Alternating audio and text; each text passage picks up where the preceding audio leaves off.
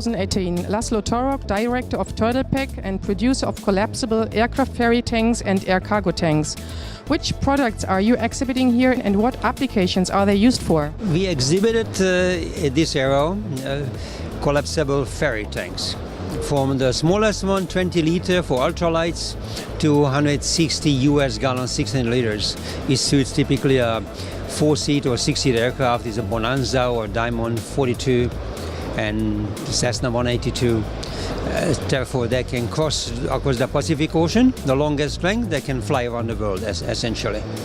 So that's, and also the pump system, how to transfer it, and we also show people how to install these tanks and how to connect with the fuel system. What are the advantages compared to other similar products?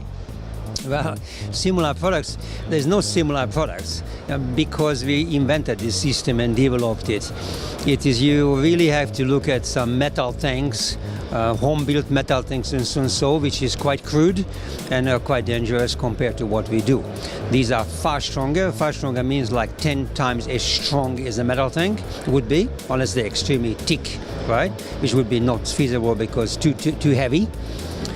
And they cannot explode because there is no air inside. There's nothing to explode. There's no ventilation, so you cannot spill any fuel.